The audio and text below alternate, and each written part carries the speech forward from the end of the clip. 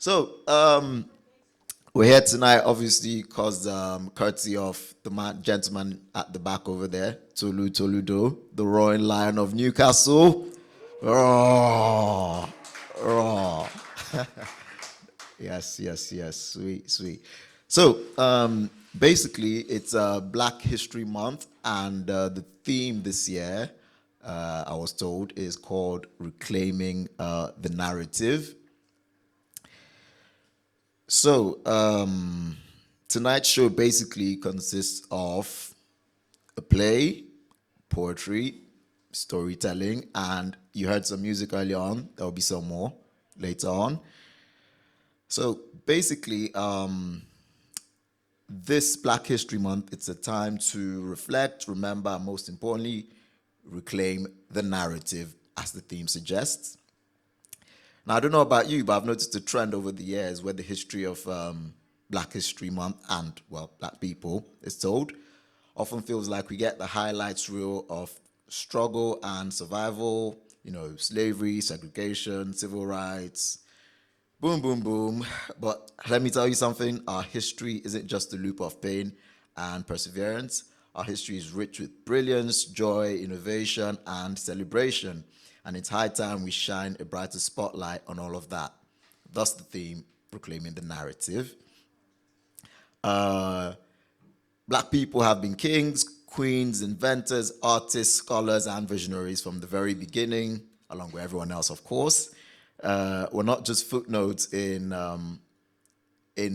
someone else's story. We're the authors of our own. And reclaiming the narrative means telling the whole story, not just the parts that make it into the textbooks, basically. It's about showing that we are not defined by struggles we've endured, but by the strength, creativity, and resilience that helped us rise through them. It's about embracing the richness of our culture and reminding everyone that Black history didn't begin with slavery and it certainly doesn't end with it. We've had innovators like Dr. Shirley Jackson, whose work in telecommunications changed the way we connect.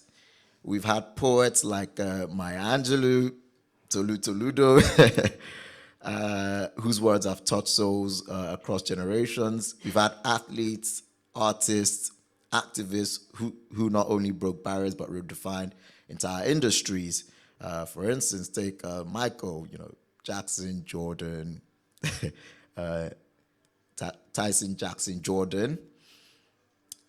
So when we talk about reclaiming the narrative, basically we're talking about telling the world we're more than what you've been taught to see, basically. We, along with everyone else, are inventors of the future, builders of the present, and keepers of a powerful ancient legacy. This Black History Month, let's celebrate the entire legacy. Let's tell our stories our way, because when we reclaim the narrative, we reclaim our power. Thank you. So, first up, we've got Papi Giovanni, that's here with us tonight. The gentleman in the red hoodie, in case you haven't noticed. Papi, over to you. So, when Tulu asked me to take part of this, he asked me to do a play. I don't really do plays, I do more performances, but I guess you can call it a play. Basically, I've been a little bit busy, but also been editing it even to this day, so I haven't been able to memorize it. I literally edited it on the way here as well, so I'm just going to be reading it from my phone. Is that okay with everyone? Yeah? Of course, I will try to bring the performance out of it too, but I will be on my phone. Is that okay with everyone, yeah? Yes. Sweet, brilliant. Now, normally I would just start the play, but when I first wrote it, I wrote it with the context that it was a response to another play. And that other play was set in a psych office. So, spoilers, this is a psych office. And the name of this play is The Frog and the Scorpion.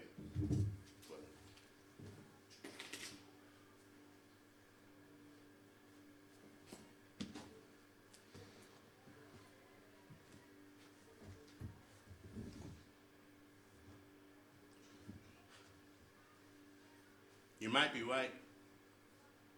What do I know? I thought I knew everything.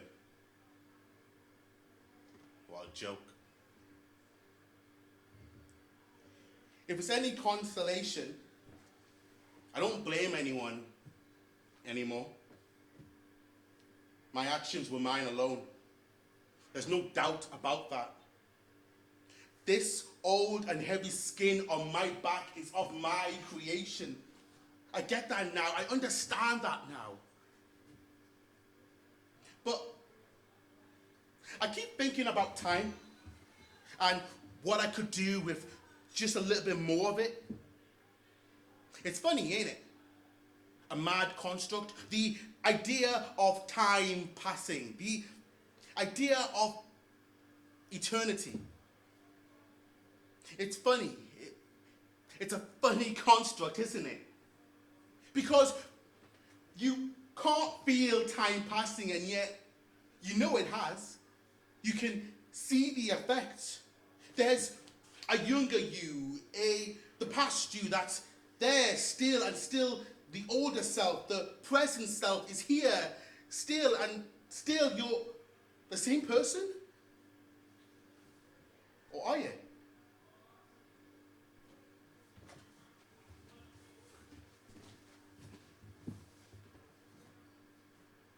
I suppose you're right.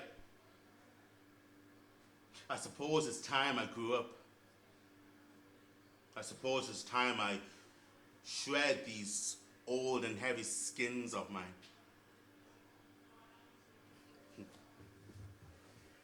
I used to know this guy. Let's call him Taiwan. Yeah, Taiwan. He was more of, I wouldn't call him a man, really. He was more of an illusion, really. He wouldn't know what a man was if it sucked him in the face, which they should have a couple of times. My mate, I say he's my mate, he was more of a, what do you call it? An acquaintance. Yeah, an acquaintance. Known him all my life, I did. Well, all his life. We were like two ships in the night. We only ever saw each other in rare reflections. Rare, but still too damn frequent. When he showed up, it was a shitstorm every time. But that's not what it looked like from within. It was so much fun. It was like a roller coaster. It seemed like so much fun at the time. But I know Taiwan, he was a dick. Bad man. Rotten. The worst. He's gone now. Dead. I hope. Nah, I'm good. What? Nah, my back ain't that heavy. Not even in the slightest. I don't even need to be here. This place is a joke. It's for wimps, sissies, those with sob stories. Oh, look at me, I'm so sad. Nah, I'm good, I don't need that. We men know what we need to do. You feel me? Nah, I don't think so, I'm good. It's everyone else who needs to change. Man up a little. Grow some hair down there. I'm only joking, man. Liven up a little. Don't be such a spoiled sport. Aye, that's what I told him as well. Did I ever tell you about Marv? I mean, he wasn't the toughest of men. I mean, I guess he had a good heart. That should have counted for something, innit? Bless his soul. He was good, Marv. Probably the best of us. Wasn't really the sharpest tool in the shed, mind. I mean, who goes to Taiwan with their problems, eh? I guess Tyrone did try to help him out, at least, yeah? Told him to man up, can't be walking around crying and shit, with those feelings and shit. You pussy ass shit. Jokes, ofs. Bants, ofs. What? Nah, I don't have time for that sob story. Let's party. Turned out his nan died. He was trying to tell him at a party. I mean, I didn't know she died, obviously. Basically, he used to live with us. I didn't keep in contact with her, because why would I? If I did, then maybe I would have known better.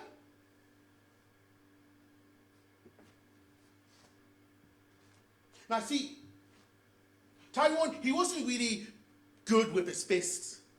Nah, they were less sting like a bee, more bumble off a tree.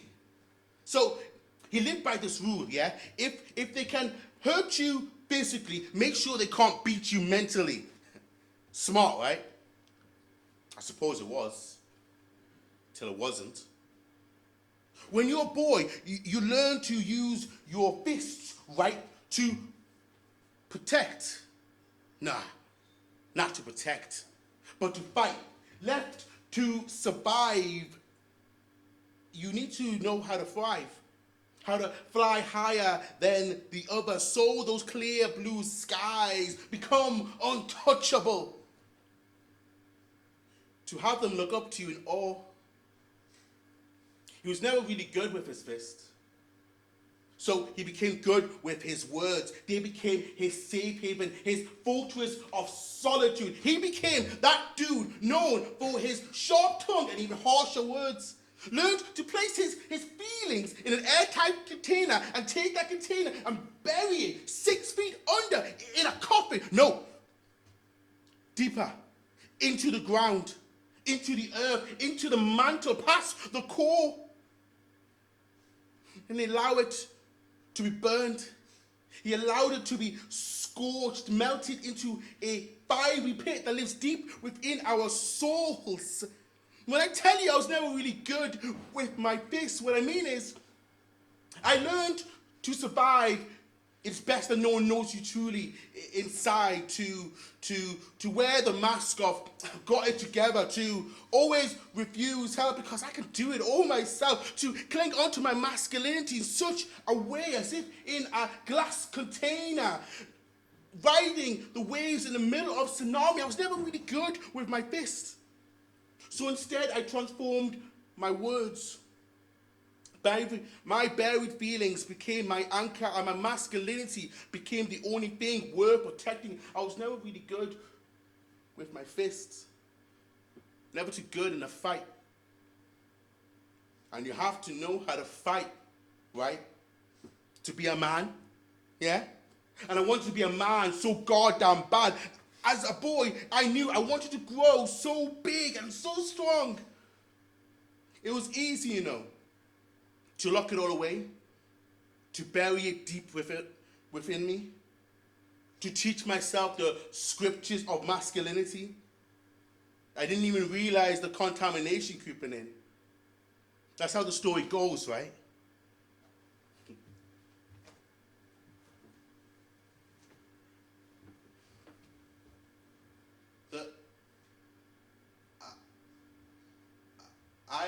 I really was, as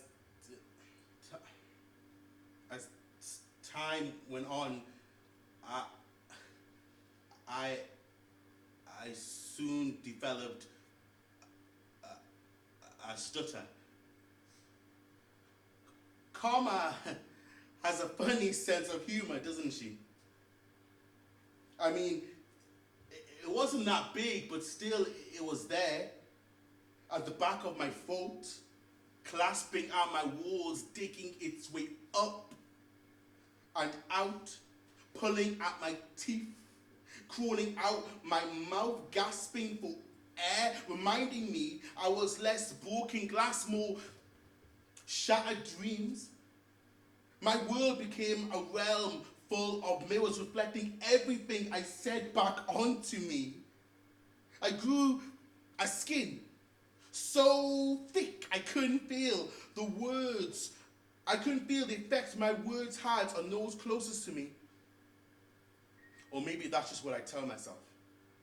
If it's not my fault, then there was nothing I could do, right?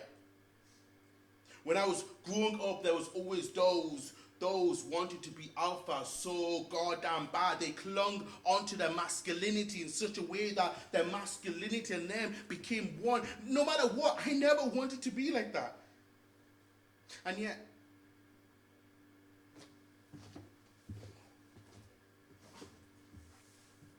you think you know it all, telling me what to do. I'm perfectly fine as I am, thank you.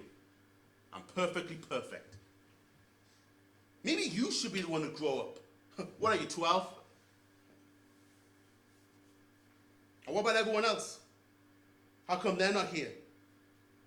That's funny, ain't it? Nah, I like this old skin of mine.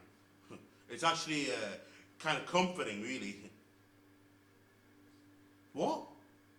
You know nothing of the weight on my shoulders, so don't pretend to.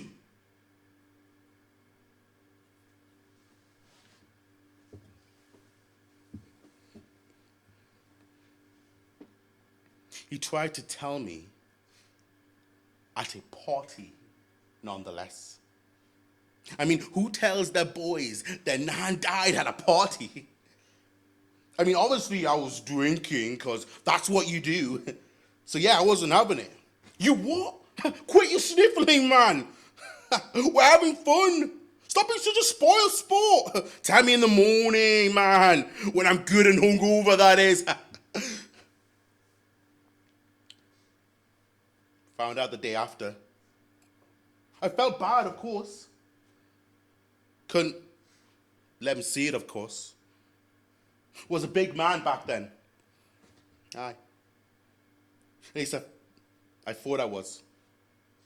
It's kind of ironic, really. I was under the impression, right, that there was strength in, can't be crying in front of others. That was weakness.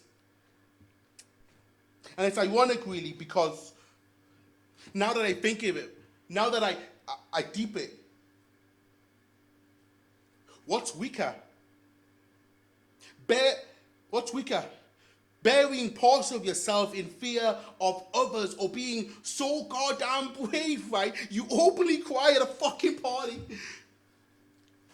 I mean, he didn't do it on purpose, of course.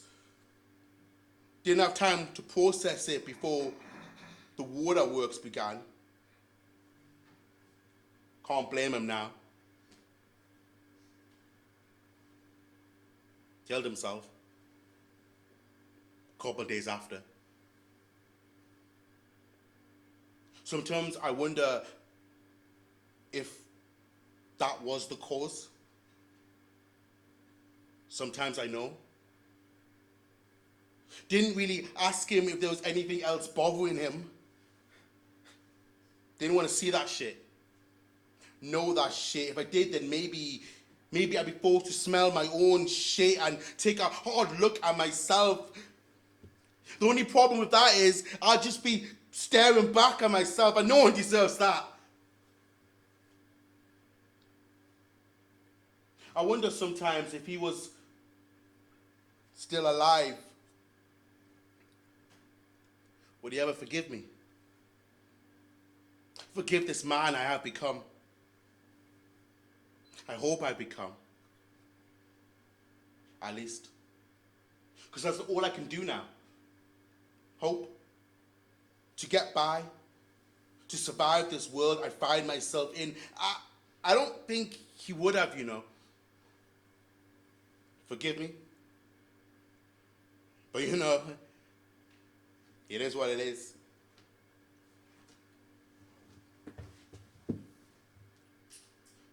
I don't know what to do. I don't know where to go from here. I don't seem to be able to let go of this now dead skin of mine. It clings onto me like coil wrapped around a piece of metal. It won't let go. I want it to let go. I need him to let go. I need to grow. But he won't let me. Shred him off me. I won't let me.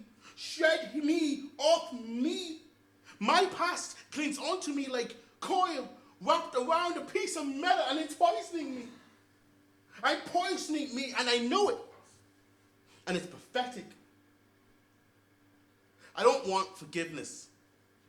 I don't expect forgiveness, but I need it. Don't I?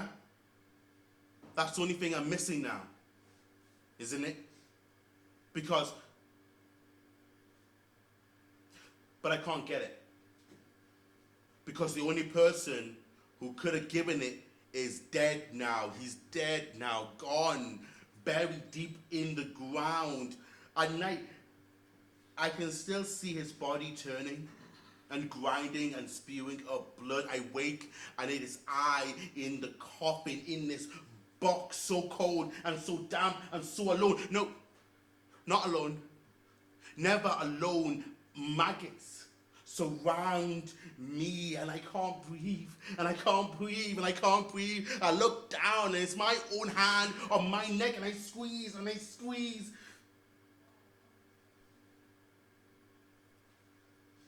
He'll never forgive me. He can't. He lost the ability to. I say he lost it, I took it from him. I humiliated him, I embarrassed him, I called him a pussy, a little bitch. I didn't understand why, how a man could cry. I never learned how, why I should have. I was too scared to. So I mocked, and I shamed, and I disgraced him in front of all of our friends. I'm sorry. In front of strangers, I'm sorry. Passerbyers who laughed. They laughed and we laughed and we laughed and we laughed. We laughed so much and for so long, we didn't even make it to the funeral. We didn't even see him buy the rope. We didn't even see him tie the knot. We didn't stop laughing till 6 months later, and by that, it was too late.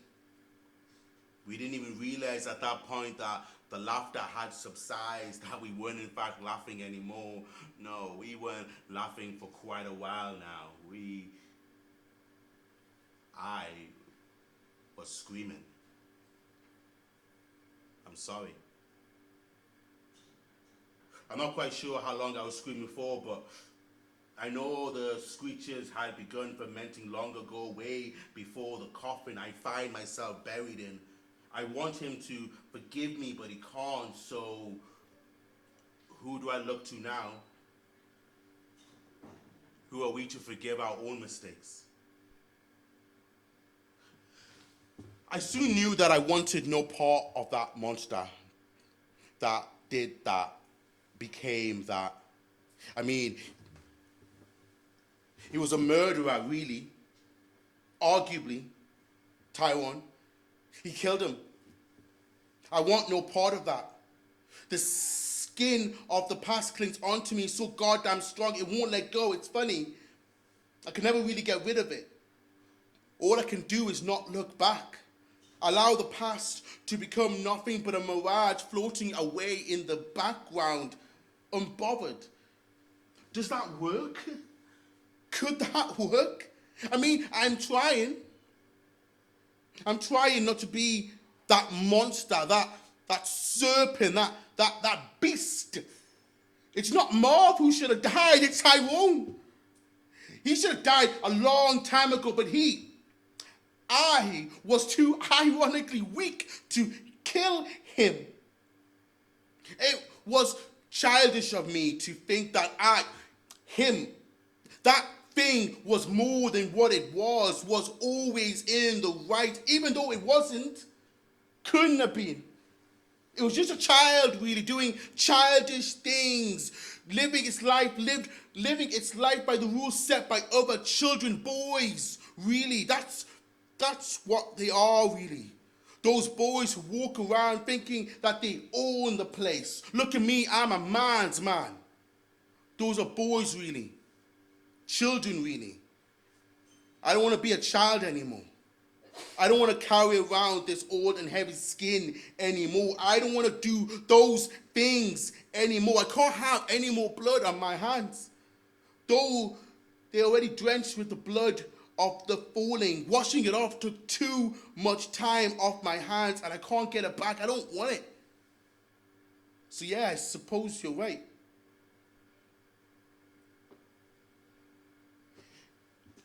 You ever heard of the fable of the frog and the scorpion? So, the story goes like this. The scorpion asks the frog to take it across the pond or lake, bank, it doesn't really matter. The frog says no at first. You'll only sting me.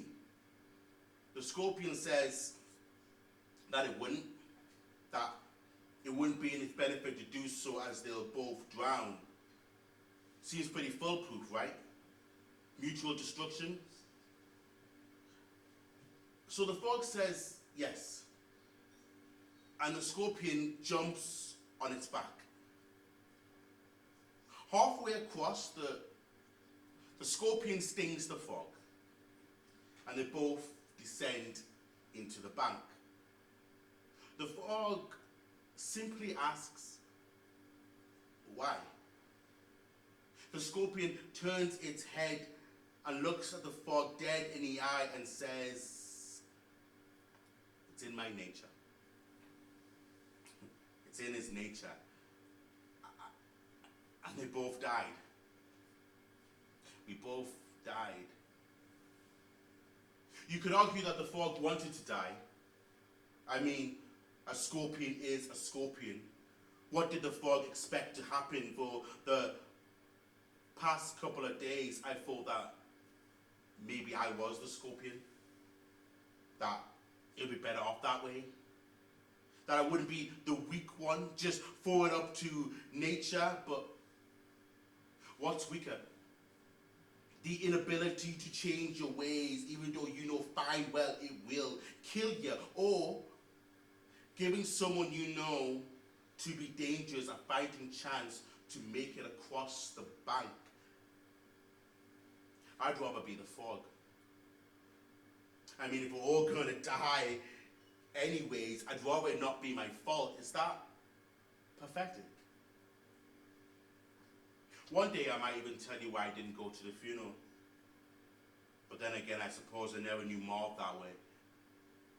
And by that way, I mean sober or at a church. I mean, he wasn't a bad guy, Marv. Not at all. He was good. He was the best of us, which, to be fair, isn't hard to be. I mean, yeah, he was good, Marv. But good is so subjective, right? A construct, really. Barely. I suppose it's time I learned to get go. I suppose it's time I learned to remove this heavy and old skin off my back. So yeah,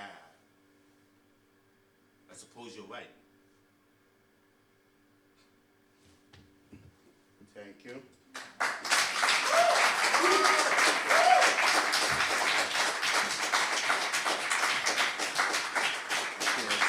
I'm going to say something. It's something special. Just I'm giving it to Tolu and to you because I don't know where I'm going. Hey, North Shields, South Shields, North Shields, South Shields. For us, when we come as an asylum seekers, we don't know what's the difference between them. All what we know, because as we are an asylum seekers or failed asylum seekers, we need to go there to North Shields or South Shields, North Shields or South Shields, just to sign. Because if you don't sign, they will come to arrest you. They fished us, net us, catch us, and they come in time, maybe 4, 5 in the morning, where our neighbors, they will be sleeping. Because as we are asylum seekers, as we Africans, we create a good relationships with our neighbors, and suddenly they came around that time and nobody of them, they will be there. They take us because many brothers and sisters, they were vanished. Because if they came at 10 or 9 or 11 o'clock, our neighbors, they say, "Oi, where you taking them?" Because they're Geordie and they're white, they have to justify what they're going to do to them. But for us, it's very hard. It's hit us mentally. And that's what Tolu was talking about. You see, I want to move. I said, you have to prove. They said. But I've got the groove. I said, you have to improve. They said. I want to dance to take my chance. I said. But no romance. They said. They fish us, they net us, and they take us. Just want to raise something about the mental health, what will happening. And right now, what's happening in the Sudan that's affected us. Why you want to eliminate our nation? Civil war in a risky situation. Is it political rules or you dirty goals? It was Peaceland before. Now open the store. That high score loses many, many more. This now in Khartoum and it was in Darfur. Just I'm asking why for? Is it political rules or you dirty goals? So I came to sign in North Shields, South Shields, North Shields, South Shields. I don't know. And they frisk me, they check everything, they check the metals. And then when I get inside, they say, "Mr. Abdurrahman Abu Zaid," as an alien. Because I don't know that alien, what it is. And then I knew it's like kind of a migrant. He came there. And I'm big myself, 2 big men. They took me and they put me in a room.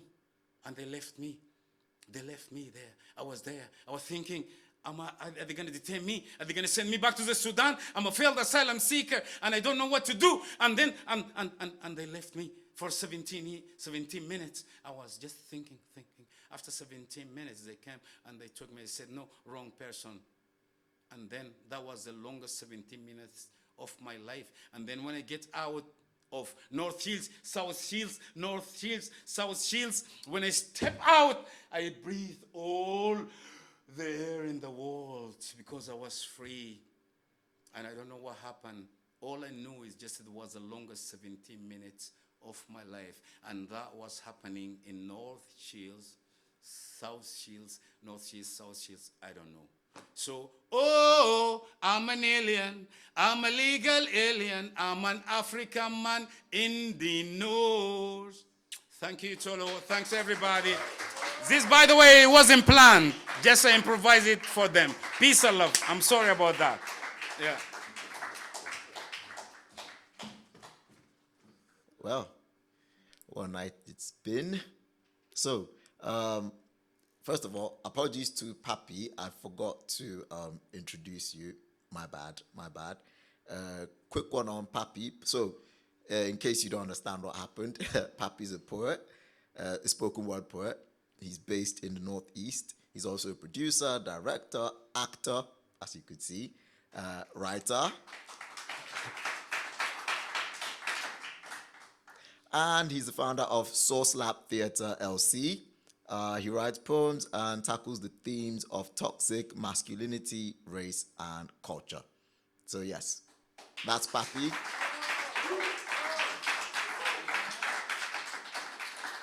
Sweet.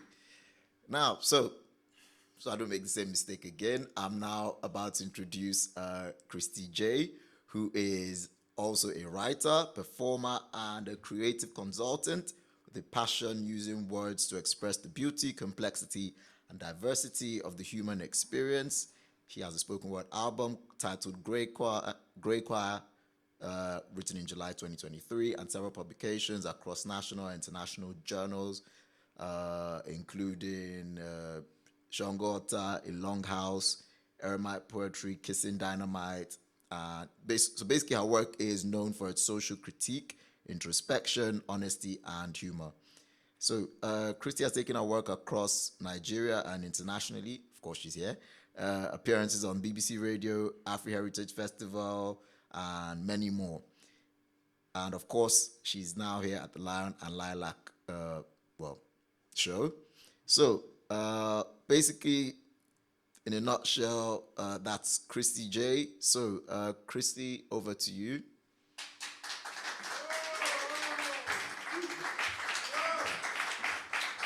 Hello, everyone.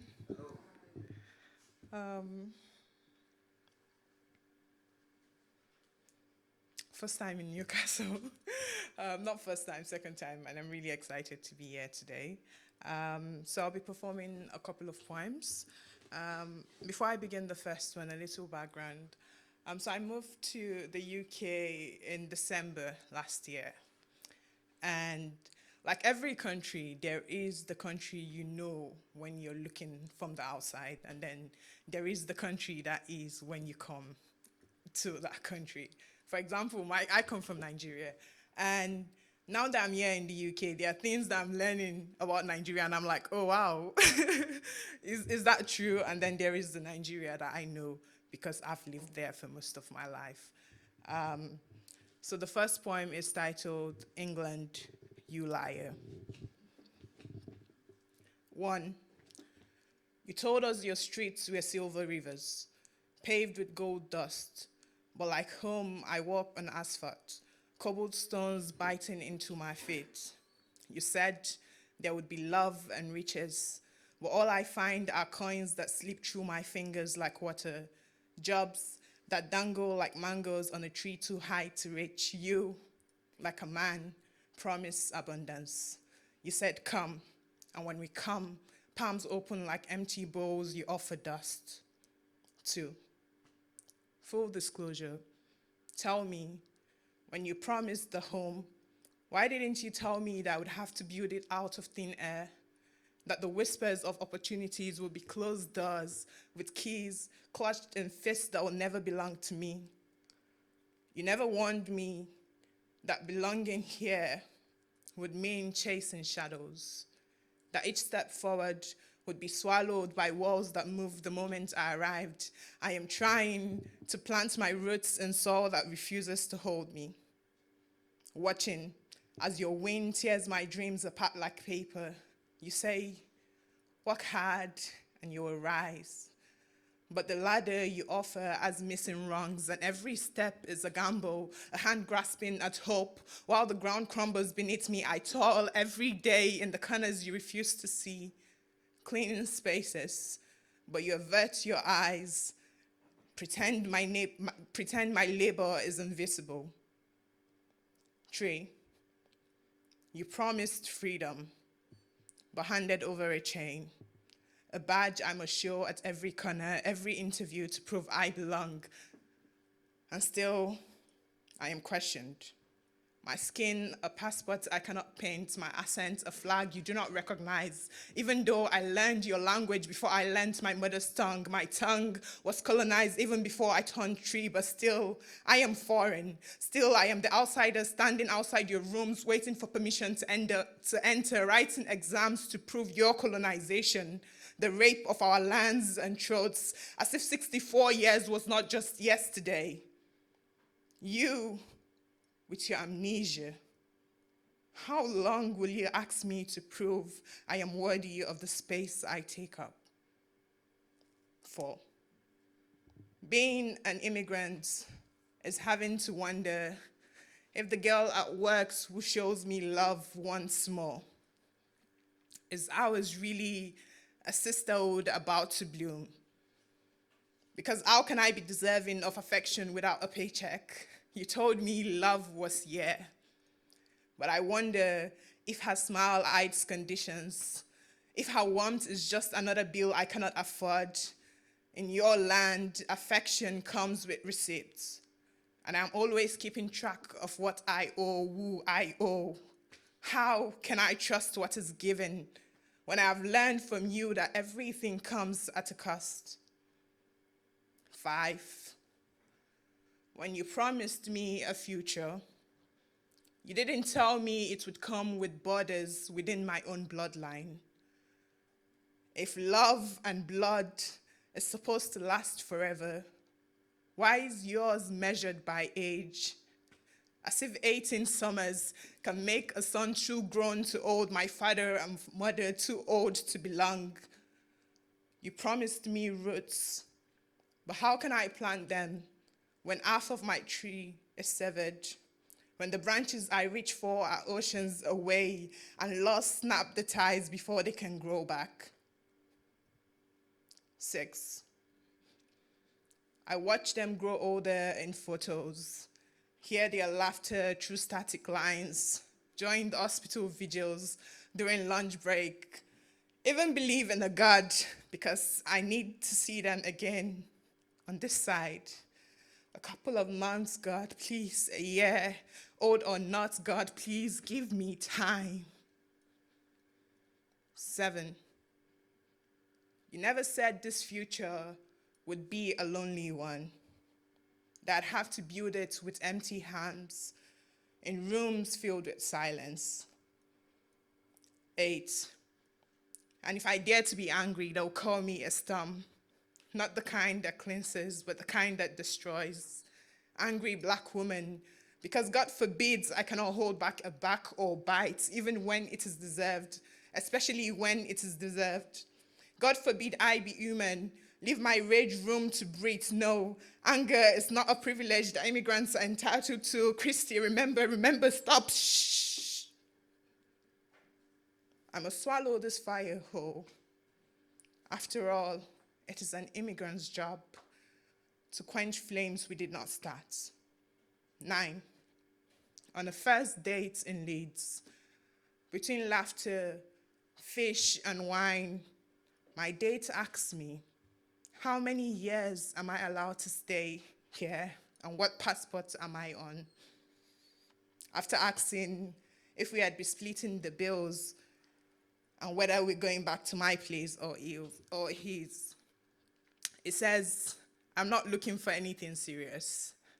Meaning, do I want him or do I want a future?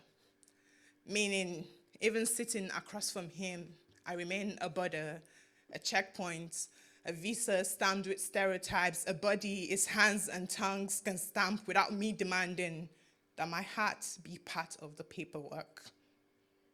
10, England, you liar, you thief of dreams. I will not let you steal mine.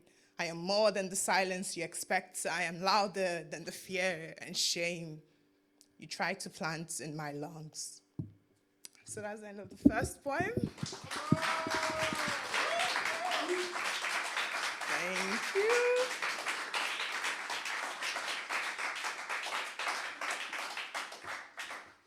Thank you. So the second poem is titled Bad Days.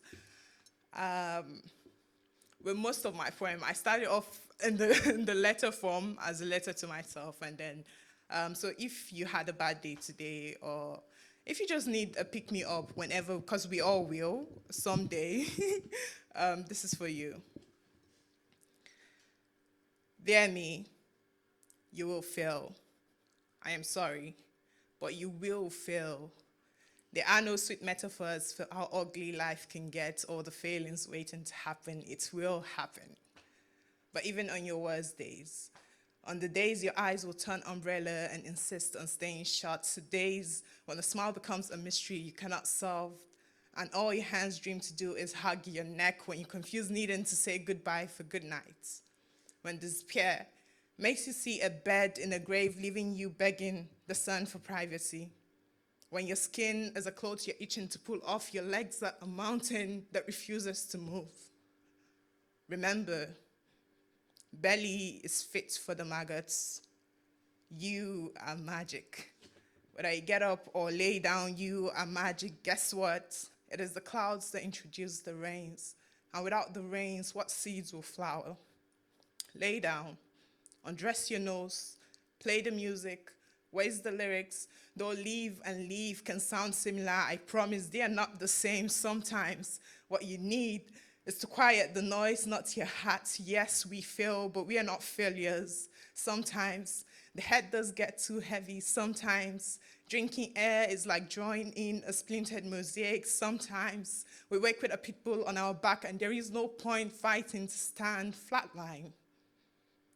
A step backwards is still a step. Waste the days. Waste your sorrow sleeping. If your bed refuses to spit you out, sink. Today needs not be bread, tomorrow can wait, I promise. Turn up the lights. Breastfeed the darkness. Life, sometimes is sleeping under a raft. Drink your full of the fit. Eat the leftover ice cream, the pizza from a week ago. Make tea with toilet water and the milk that is sour. Brew life however you can. Freestyle, close your eyes, call your mom. Make out with the stranger whose name you never caught. Don't believe in a God, but pray. Don't feel like taking a shower, fine. Make a fool of hygiene. Do whatever, do nothing. Fight. Recognize that this too, this sinking, is a win. That's the end of the second poem.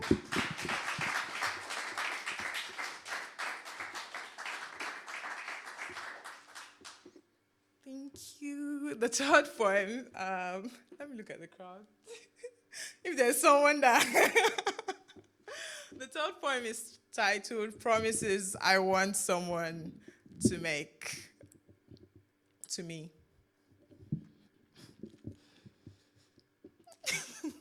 And it goes like this.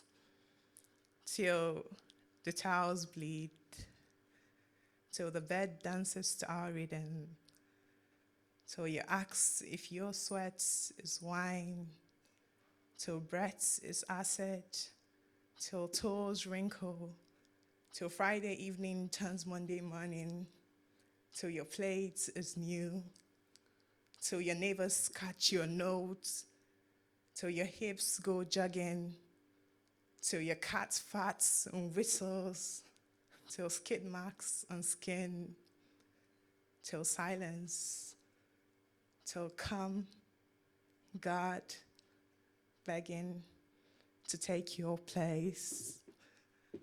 That's the third poem.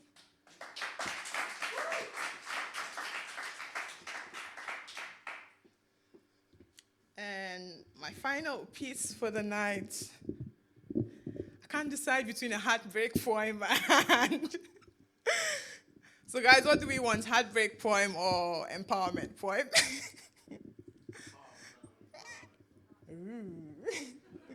So we don't have any lovers in this house. Why don't read both of them? Do I still have time? Yeah. Okay, it's a good thing you guys are not bored yet. Break and then you Okay. Okay, I'd break first. Watching my sister perform miracles. Bleach black towels blonde, too knee-deep a morning to notice the arrival of morning. I undress my knuckles to pack a backpack and visit my mother's church. It is 2 a.m. and I need to pray for the release of hell. So I walk past our mother in the kitchen, trying to stitch her heart back to life with milk and crackers. My sister, picture of a leaking pipe, refuses, feeds herself to the kitchen towels instead of feeding, spends all her day perched on a toilet bowl drooping, because of a greed to hold the hands of a man who refuses to own hers. She is 20, and like me at that age, doesn't understand why, even with the biggest soup bowls, cab rides at ungodly hours, a lipstick stamped on streets his mother hasn't set eyes in decades. The man she wants wouldn't give consent to her to love him. It's unthinkable. You would think that at 20, we are no better than to stand in love's way, try to forestall its knocking on our door. But no, because of course, without thinking, when we are fat with grief, we set fire to our house, so there is no door to open when they return begging for the warmth of our hands. We sit in the rain, praying for the footprints of lovers to disappear alongside them. If they fall into a ditch, so be it.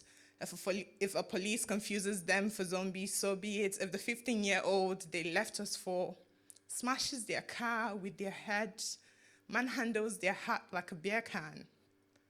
Perfect.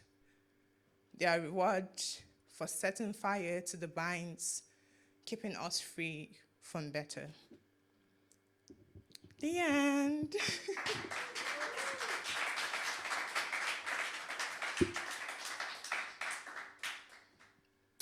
And the last one, I wrote this to all the Black girls, Black women, but sincerely, it's a love poem to all women. So, 20 lessons for a Black girl. 1, they lie. Do not fold your breath.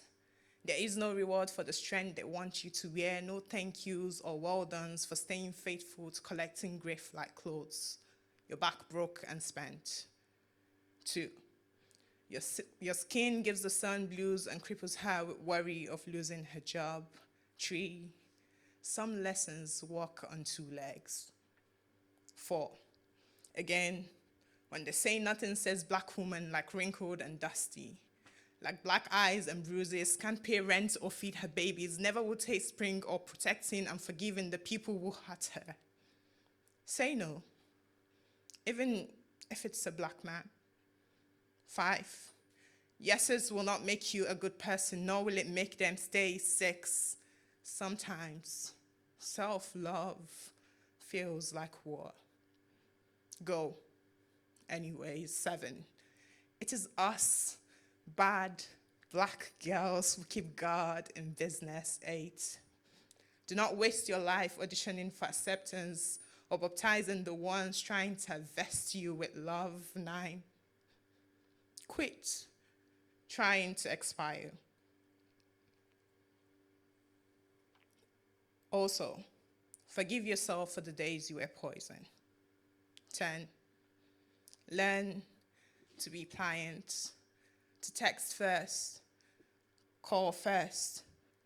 12, remember, it is the sisters who will take up arms to fight for your life. It is they who will drag hope and healing to your front lawn and freely, patiently teach you kindness and love. 13, feel fear. Do not for any reason let her cut your legs. 14, sister, anyone who risks losing you should lose you. Also, yes, you've got time, enough to taste kind lovers, friends, family, enough to string together your own family. Gods who are not blind, need no report sheet on the weeds that sleep in your lungs or directions on how to pull them out. People who give a shit about planting a semicircle on your face just because like this as you are. All night, no wins, you still are deserving of celebration. 15, forget shame. Forget shame, forget shame, forget shame, forget shame, forget shame. 16, eventually everything moves, even sorrow.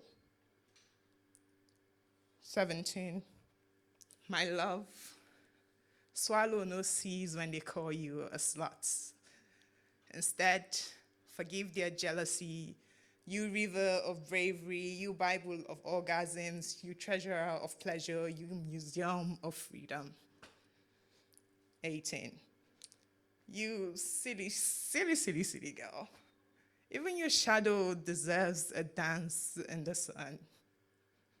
19. I know it is hard, but sometimes cleaning involves more than dusting and removing cobwebs. It is deleting numbers and text.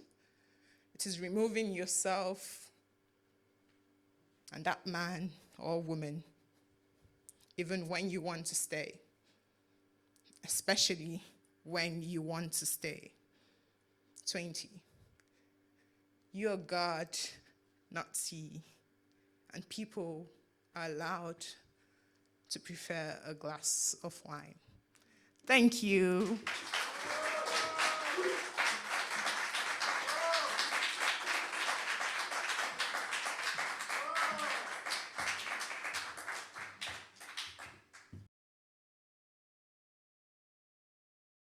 All right, so we're back for the second half of the show. Who's excited? Yes, I can feel it. I can feel it. I can feel it. Right. Is Degna in the building right now? Ah, hello there. Hi. Right. So I don't make the same mistake I did with Pappy. Apologies once again, Pappy. I'm just going to give you a quick bio of Degna. So, Degna Stone, lovely lady over there, is a poet and a poetry editor based in Northeast England. She's a contributing editor at the Rialto and a co-founder of Butcher's Dog Poetry magazine. They also run the Women's Poets Network for the Rebecca Swift Foundation. In 2015, they received a Northern Writers Award for poetry and the debut full-length collection, Proof of Life on Earth, which was published by Nine Artists Press in 2022. So, quick bio on Degna. Degna, over to you.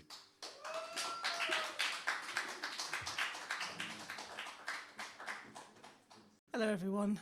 It is really lovely to be here in North Shields. When I first started writing poetry seriously in about 2008, 2009, over when it was called the Savile Exchange. So like I did some poetry there, so it's just really nice to be back in this neck of the woods. I've got about half a dozen or so poems that I'll read for you. I'm going to start off with a couple of love poems. Love feels like falling, or maybe like being high with no fear of a come down. But mostly it feels like falling, and I want to fall, to keep falling, to feel the air around me, my heart taking over my head. Or maybe it feels like floating, if floating were possible without the aid of technology. It doesn't feel like parachuting or gliding or anything like control. It feels like falling into light, into the cold of a cleansing fire, being stripped and reclothed. I should be afraid. Falling means falling hard, the chambers of my heart rearranged. It feels nothing and everything like flying, right up until the point of impact.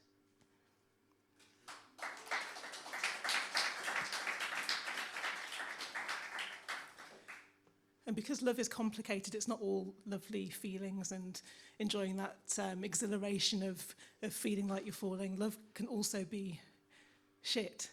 And this next poem is kind of like based on all the terrible relationships that I've ever had and all the terrible relationships that I've ever seen, including that of my mum and dad. And it takes the form of a dictionary entry. So it's based on one word and there are just different definitions. It's called Over, and it's after a poet called A. Van Jordan who did the same sort of form. Over. 1. Above or beyond.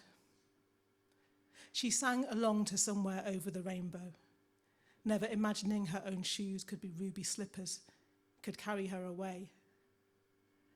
When she was a girl, her imagination always led to trouble. She soon learned that daydreamers were fools.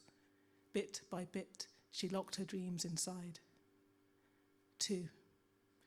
Throughout the duration of. Over the years, it became apparent that they couldn't stand the sight, the smell, the thought of each other. 3. On the opposite side of.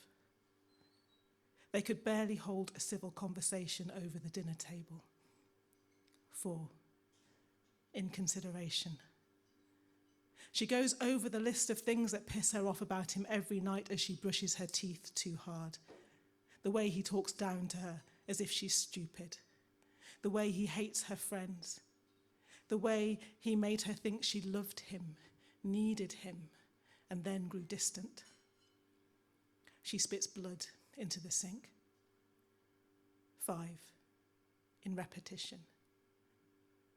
She scrawled TLND across her school books, carved it around the empty inkwell of her desk. Did she really believe back then that true love never dies? Love is not a constant. You must fall in love over and over and over again. 6. In reference to, concerning. What are we fighting over? 7. Too great, excessive. Her mother always told her she was oversensitive. 8. Through all parts of. She stands naked in front of the bathroom mirror, looking over her body, running her hands over her skin, trying to remember what it felt like when he touched her. 9. Recovered from the effects of. Though there was never an exact date, she marked every birthday that would have passed. How can you celebrate the birthday of somebody never born? Why aren't you over it by now? 10. Submerge or bury. She sank down and let the water close over her head.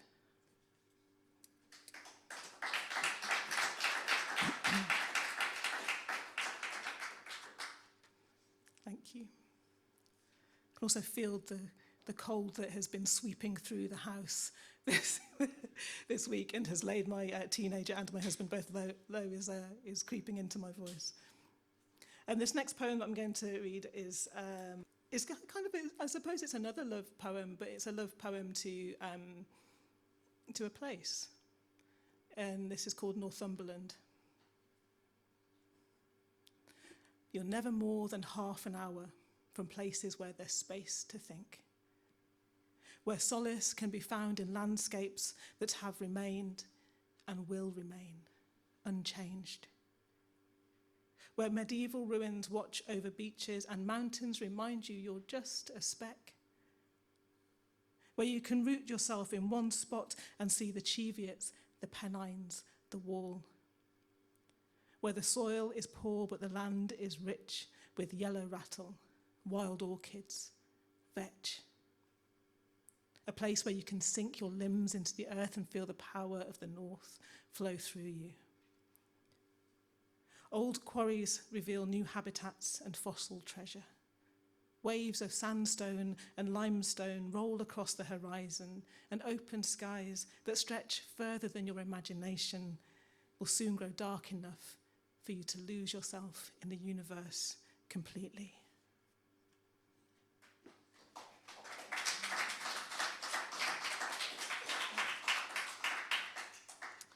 And because it is Black History Month, I'm going to read a couple of poems that kind of speak to that. I wasn't sure if I would, but it feels churlish not to. And so this first poem is I wrote this poem during the commemorations of the centenary of the First World War, and it was news to me when I started working on this project that there were troops from Africa, there were troops from Asia, there were troops from the Caribbean who were part of the war effort and who had been recruited. And it's just amazing that this history was hidden. And one of the things that I found really disturbing about it was the fact that these troops, these various soldiers with darker skin, were not allowed to participate in the marches, the victory marches following. They were erased from that history from the very beginning. And this poem, the title of it speaks to the fact that people from the colonies always thought of England, of Britain, as the mother country, and that they were British citizens. It's called Mother Country. In memory of the British West Indies Regiment, and the epigraph reads, "Any Negro or person of colour, although an alien, may voluntarily enlist, and when so enlisted, shall be deemed to be entitled to all the privileges of a natural-born British subject." And that's from the Manual of Military Law in 1914. She was not a loving mother. Nurturing did not come easy. Lucky he was raised to look up to her, to respect her, to trust her. Mother knows best. She kept him out of sight, gave him the dirtiest chores, never allowed him to play with the other kids. She didn't know how to give him what he needed, thought her boy hardier than he turned out to be. She should have wrapped him up warm, but she let him shiver, almost catch his death. When he fell ill, she thought he was faking until his temperature reached 100 degrees and vomit pooled around his feet. Some people aren't cut out to be parents. He didn't think she was cruel. He loved her. He never complained, not at first. His smile could reach around the earth but couldn't penetrate her heart. When she realized she could never love him, she wanted him gone, far from sight. Ashamed of her failings, she was quick to pack his things into boxes to hand him over, send him back.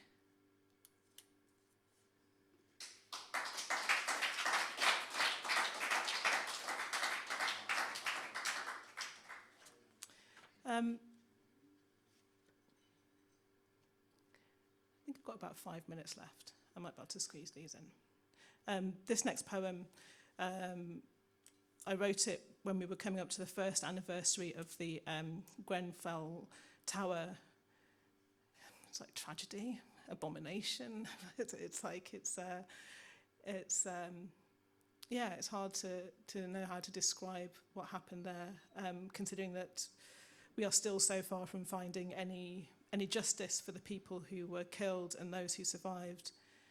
And I wrote this poem, it's based on a painting by a painter called Sean Scully, and it's a painting that just has lots of grid lines, that it's like a matrix. And when I was looking at this painting, it just reminded me of a tower block, and this is where the poem came from. It's called Red Light, after Sean Scully. When the news leaves you overshadowed, leaves you living in the ruins of avoidable disasters, you find sanctuary, find salvation in the Lang. Inside the gallery, there is never total peace. The air conditioning stage whispers white noise, the type that might soothe a fretful baby. But standing in front of red light, you want to scream. You want the red lines to absorb the pain ripping your throat, hollowing your lungs. You want to be heard. You shrink until the painting holds the menace of a tower block, with all the horror that brings. The thought of being trapped, being afraid to die. To calm yourself, you count the colours, count the lines. Try to figure out which was laid down first. You want to disappear into this painting. At the lower right corner, there is a luminescence. The spaces between the lines seem bigger. There's more room to think, more room to be yourself. You wait until you are completely alone. then cross the border of the painting. Picking your way under each stripe of acrylic, challenging yourself to travel further in until you reach the ground, the first layer of paint, with its complexity of colour, its sinuous waves. You still cannot find rest. Your mind is too full of where you have been, of what you have left behind. You realise each red line links you to someone you've loved, even as these same red lines hold you hostage, keep you caged inside the painting, with no way to get back through.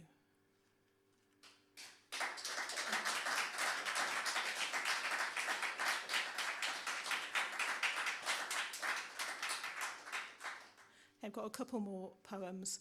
And because my poems tend not to be cheery, I do promise to leave you with an uplifting poem, so don't worry about that. But this poem, I wrote this poem when my mother-in-law, Marion Williams, was diagnosed with leukemia, which was going to kill her, and it was created in this space where you know that this terrible thing is going to happen, but you know, so it's just about living in that space. And it was written for a project that was part of the Museum of Colour, and it was based in the Pitt Rivers Museum in Oxford, which is this like weird, amazing collection of stuff that has been acquired, shall we say, from elsewhere in the world. I mean, the museum is doing really good things to try and address the issues of the more problematic elements of its collection. But this poem is called Proof of Life on Earth. In the museum of 500,000 objects, my eyes don't know where to settle, so I lose myself amidst the maze of cases. Every surface is covered, every artifact, every cabinet packed with artifacts, acquisition numbers tattooed conspicuously in precise white paint. The guide says, much of the collection relates to how to attract a loved one, how to survive, how to deal with grief. In my private state of deferred grief, amidst the ordered chaos of the present in conversation with the past, I am drawn to the weapons of war. In the upper gallery, the tools we use to harm each other, objects whose sole function is to cause injury or death, are displayed according to type. I learn that the sword was developed purely for human combat, and that in most cultures, women and swords are rarely found. The evolution of guns mirrors the evolution of man, trial and error and experimentation. Each new generation more efficient, more lethal. There is a broadsword too heavy to carry, and a Walther PP too dangerous to be placed in the hands of a poet. Objects out of bounds. Instead, I study a late medieval boot, 100 hobnails hammered into its sole, and a brass aquamanile in the form of a horse. We can look, but not touch. So I slip into a minor state of sensory deprivation. Sketch the boot's layers of old animal skin. Try to conjure the wearer and connect with a time when technology evolved slowly, when history was recorded at a human pace. I imagine the aquamanile filled with water. Imagine purifying my hands of the trauma of passing through the stages of life, rinsing away the fear that comes from awaiting the death of a loved one, and an ever-deepening belief in the absence of any gods.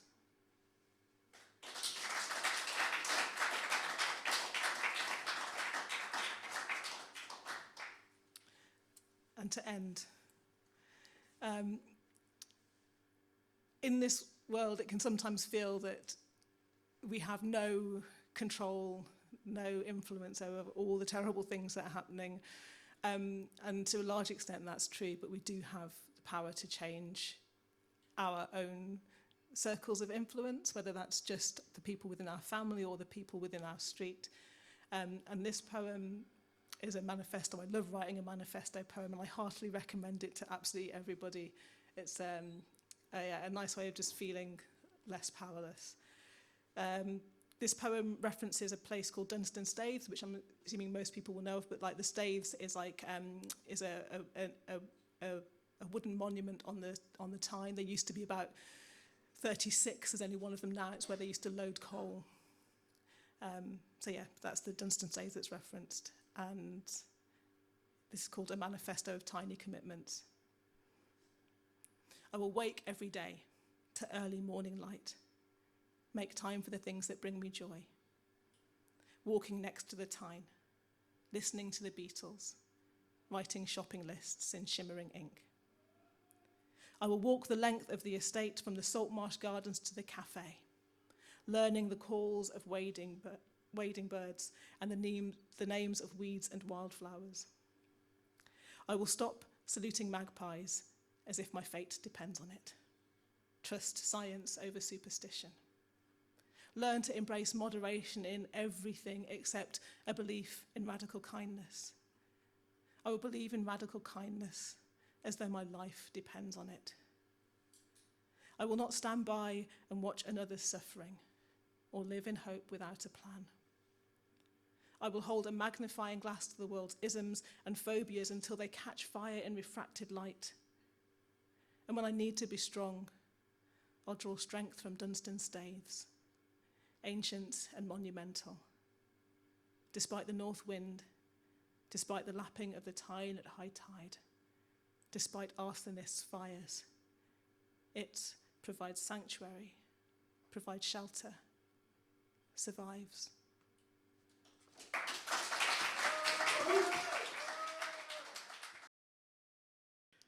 Ladies and gentlemen, the man of the night, the lion of the lion and lilac, Tolu Akinyemi, also known as Tolutoludo, multiple award-winning author in the genres of poetry, short stories, children's literature, and essays. Former headline act at Great Northern Slam, Havering Literary Festival, Crossing the Tyne Festival, the Stanza, the Cooking Pot. He's also appeared as a featured guest on BBC Radio, Spark Sunderland, Right Radio Sheffield, Coast 106.6 FM, most recently on the Chilling with Daps podcast, right? And so he is a co-founder of the Lion and Lilac, a UK-based arts organization, and sits on the board of many organizations. Ladies and gentlemen, the Royal Lion of Newcastle, Tolutoludo. Roar!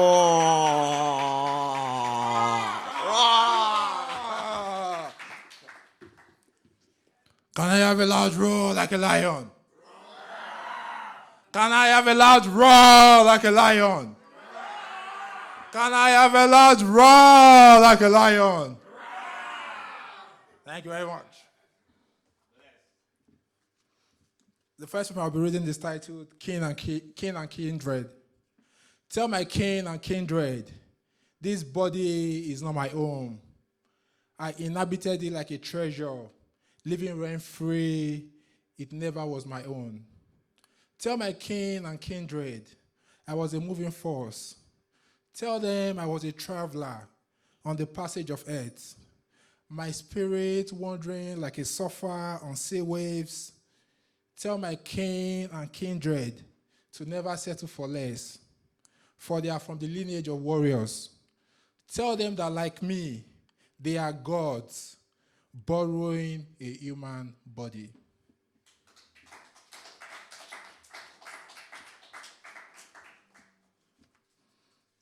The next poem is titled Survivors.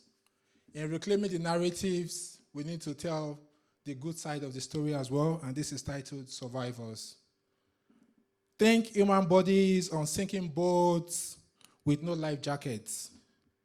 Dreams swept away by the ocean waves. Our lives were at the mercy of rescue ships with drunken sailors. Our voices echoed sorrow like spring blizzards. Their trepid hearts beat faster than their staggering legs could carry them. Their dreams fizzled when word came from Rome. Don't dog and dump those outcasts here. Like rabid dogs, we found solace in concentration camps. Then word came from Valencia, which erased the dark lines from our wrinkled faces, masked with a kindness note. Bring them home.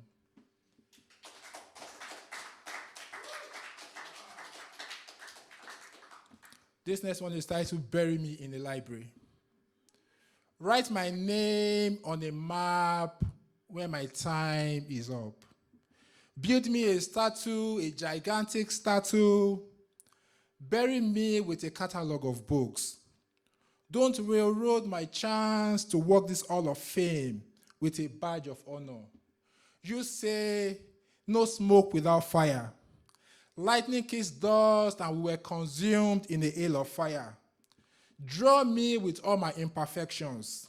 Sketch me with my fields, with my scars and wrinkles, mistakes and joy, sorrows and dream. Erase nothing, for when I go, I want to go clean. Write my name in the sands of time before my sun goes down and twilight arrives. Thank you.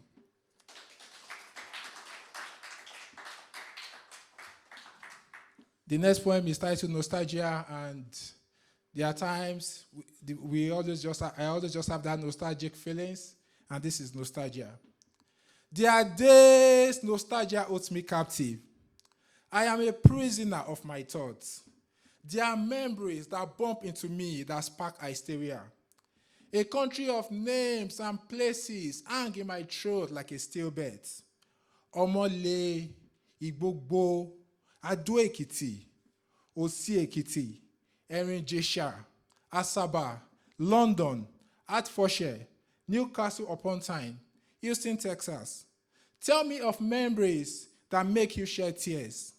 Apprise me of memories. Apprise me of those that make you want to leave your body behind and run away. Voice those memories that keep you awake in the dead of the night. Tell me, what makes a man seek shelter away from home?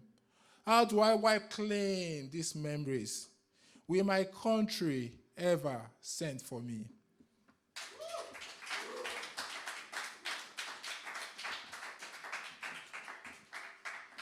This one is a mental health themed poem. Last week Thursday was Mental Health Day, to celebrate Mental Health Day. And this is titled Don't Snap It Yet. This swelling, these hallucinations, these haunting shadows are like a thick cloud. The unending worries are an ocean bed. The weight of fear, thoughts like the volcano that left Pakaya in ruins. Your body is a country with no borders. You say you have lost the war. Say tomorrow might be your last. Rock bottom. Don't snap it yet. The little flicker might light this city. Breathe. Breathe out the debris that clogs the wheel of your happiness.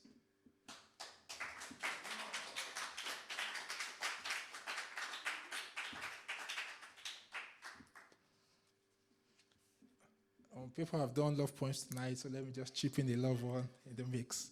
This is titled Falling. I am falling in love with a woman I met last week. Our hearts are singing love blues. There is a chemistry, a longing. Hearts threatening to burst when our hands touch. I am falling in love with a woman who can never be mine. I am falling into a gully of illusion and wild, wild dreams.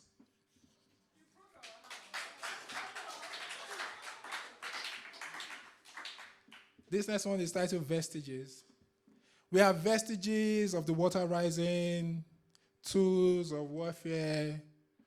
We have broken songs swallowed by a multitude of voices. We sing elegies before sunset, for dreams trapped in still bodies, for bleeding gardens, For those buried in empty clouds, we are vestiges of a dying world, memorabilia of odds, and take pain and everything in between.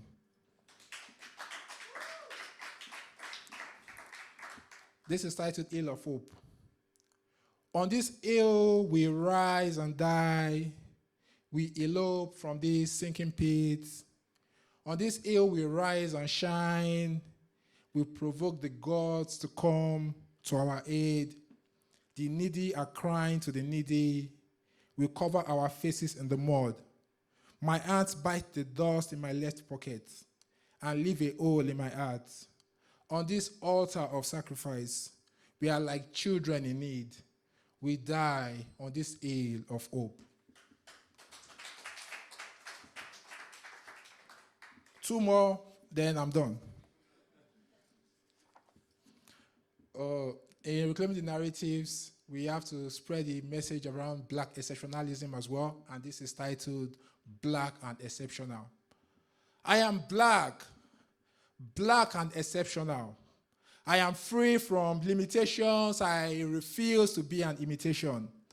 I am Black, Black with pride, no longer shackled in the closet. The world sees me as an asset. I am Black. Don't adorn me with a label, Black, African, Black, American, African, American, Jamaican, or Caribbean, Black, British. I will always remember my history. I am Black, Black and exceptional. The final poem. Before the final poem. Can I have a loud roar like a lion? Can I have a loud roar like a lion? Lions, lionesses, and everybody, can have a loud roar like a lion. My story. Hear my story and be inspired. When I say au revoir in years to come, tell them about Tolutoludo, Akinyemi, who came to Newcastle with dreams and great and left positive imprints of the sands of time. Tell them he came in the form of a man, but he was a lion. Tell them he was a man of action and he stood by his words no matter whose ox is God. Tell them he was not afraid of standing against the crowd, for he was bold and fierce. Tell them also the story of his fears. Do not shroud his weakness in oaths. Tell them of his bruises and the stormy seas he crossed. Tell them his story on a bridge. Can I have a large roar like a lion? Can I have a large roar like a lion? Can I have a final roar like a lion?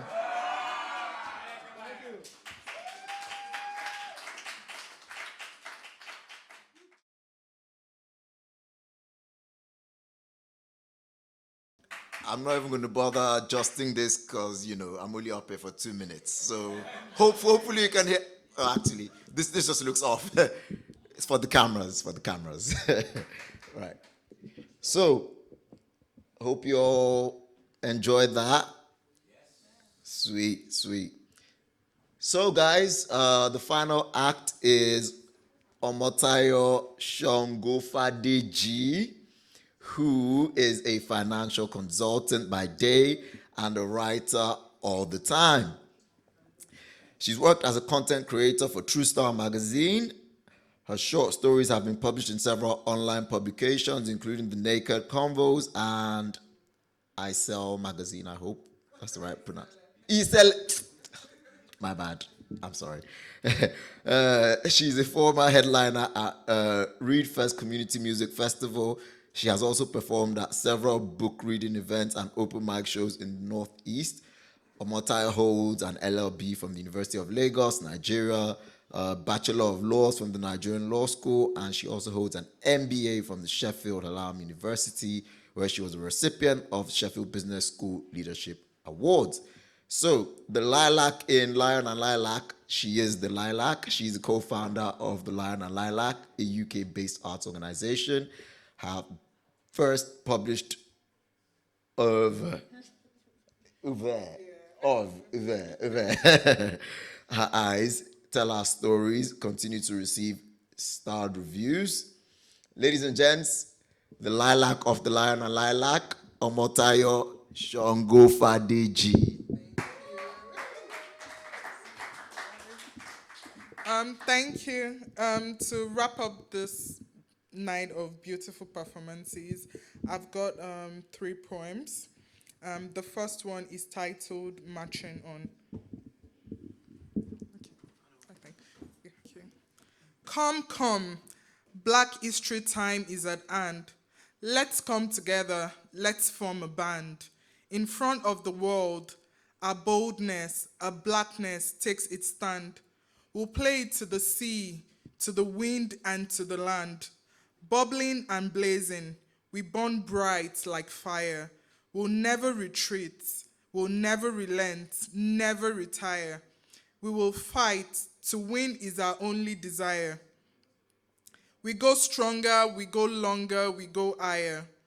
Songs of sorrows we have untold, for the glorious tomorrows will unfold. To whom was borrowed, we'll take back gold. The path once narrowed, we shall make bold. Play it in the day, play it in the night. Sing it loud till all come to see the light. Our power, our strength, and our might, we will put them all into this fight. Soldiers on the roadside, soldiers fall. Dream Martin's dream, heed Malcolm's call. Soldiers on the road, marching and standing tall. Soldier marching, circling, bringing down Jericho's walls. Through struggles past and present pain, we move. Our humanity, our blackness, we prove. Through the bustle, we party, we parley, we groove. Through struggles past and present gain, we move. Today, we celebrate Black History Month. We celebrate our strength, our unwavering mount. Haters will haunt and taunt, but we'll keep marching onward to the front. The next poem is Chains Unbroken. In chains it was brought to these arbors, to toil, to till, to field, to labor. Yet a slave the black man refused to remain. To read, to write, himself he trained. And truth he spoke to power, a fearless cry. Exposing injustice, espousing equality, he dared to try. With his words, he ignited fires of freedom's flame. With his pen, his blackened name he reclaimed. Weary she sat, weary like a cat, yet unafraid. Tired was she of the weight segregation laid.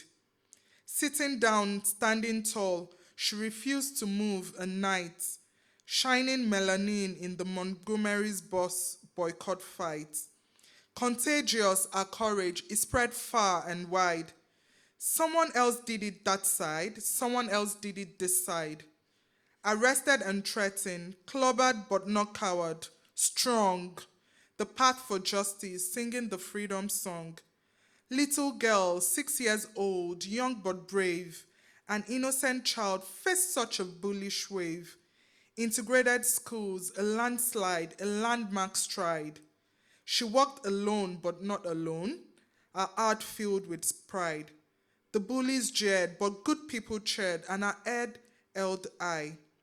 A symbol of hope, the unfurling petals. Freedom is nigh, a story woven into history's fabric, tight and right. A testament to change, of strength, of a new light. We say the stories of what they went through. We tell them loud. We tell them proud and true. Stories of fall and gore, for racism is so gory. But too, we tell the stories of grace and glory, of those who did what and when and where, and who helped change now and then and there. A man here, a woman there, a precious child there. We tell how they moved from fair to there, fought for a right in the dark of night. Our determination ignited the flame, empowering generations to reclaim their name. Thank you. All right. On behalf of Tolu, Lion, and myself, Lilac. We want to thank everyone who has performed tonight. We want to thank everyone who has attended and, graced the chairs while we performed. We say a very big thank you. We appreciate your presence, and we look forward to doing this again some other time. Thank you so much.